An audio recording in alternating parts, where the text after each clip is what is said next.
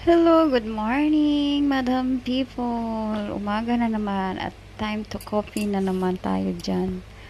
Oh, kape kayo dyan, mga momsi. Ayan, kape at saka mooncake. Ayan, tapos na ang mooncake festival, but meron pa akong mooncake na tinapay.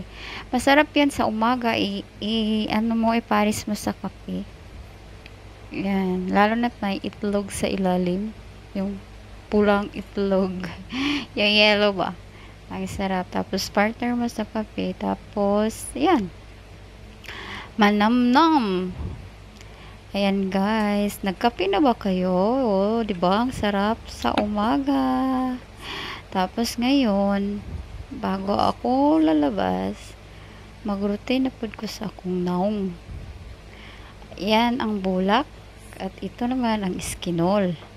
Yan, ang iskinol ko everyday. GT from Philippines. Konti na lang.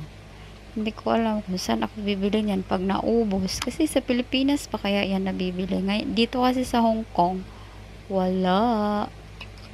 Ayan guys. Alam mo, pag naglagay ako doon sa bulak, unti-unti lang ang nilalagay ko. Kasi nga maubos. Mabilis maubos. Ayan. Upward lang ako maglagay. Tsaka konti lang guys kasi hindi naman totaling marami ilalagay mo sa mukha mo. Kunting-kunti lang kasi nga mo lang siya bago maligo at saka sa gabi din naglalagay din ako niyan.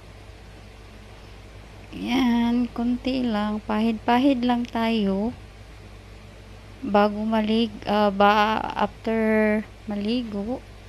Tapos pag lumabas tayo, yan. Yan lang ang nilalagay ko tuwing gabi at sa umaga. Lagyan din natin ang liig. Pantay siya tignan. Ayan. Mabuti ang mukha at saka ang liig. Kailangan pantay kasi yan guys. Yan siya, oo, diba? Tapos, katapos ng iskinol, maglagay ako ng serum. Ayan. Yan siya. Yan yung serum. Yan. Serum yan siya guys. Yan ang inilalagay ko after skinol para hindi siya dry. Kailangan siya smooth. Yan. Smooth siya kasi pag wala kasi niyan, dry siya.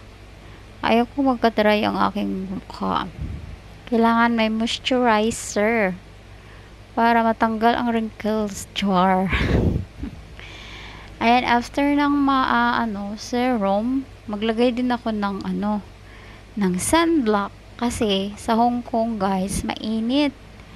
Sa December pa yata ang coming winter. Yan siya, sunblock yan siya. Ang isa, paubos na. Ang isa, meron pa. So, paano na yan? Kung maubos na, sana ako bibili. Ayan na guys, maglagay lang ako sa mukha ng sunblock. Kailangan kasi kapag ikaw ay lumabas araw-araw, tapos may expose ka sa sa araw, kailangan kasi maglagay ka ng sunblock. Lalo-lalo na may nilalagay ka sa mukha mo. Kagaya ng nilagay ko kanina, skinol. So, need mo talaga ng sunblock kapag ikaw ay lumabas. Yan. Ganyan lang siya. Pero alam mo, ang ganda kaya yan, ilagay mo kasi nga double purpose na siya. Pwede na siya gawing foundation. Parang may pulbo na ba siya ba? Ayan. Maputi lang masyado pag ilagay mo kasi nga parang na. Ang ganda talaga guys gamitin.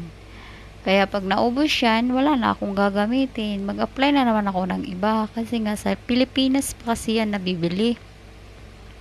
Wala yan dito sa Hong Kong. So kung sino yung uuwi ng Pinas, saka pa ako magpabili, saka pa ako makagamit niyan. Kaya, ayan.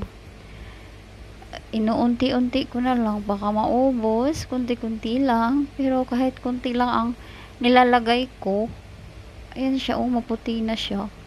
Para kang naglalagay na lang ng pulbo. Kaya, yan lang laging nilalagay ko tuwing umaga. Hindi ko na kailangan magpulbo pa. O, ayan guys. Look. Mamula-mula siya. Lalo na pag naanuhan ng araw. O, diba? Ang ganda. Parang naglagay lang ako ng blush on, pero wala akong blush on. Simple lang yan. Hindi ako naglagay ng blush on, o 'di ba? Ganda sa mukha. Try nyo rin yan, guys. Pag kayo ay umuwi ng Pinas, bumili kayo niyan. Nasa SM Sofa Market lang yan. O, 'di ba? O, sige na, guys. Yan lang ang aking video. Morning time. Bye-bye. See you my next video.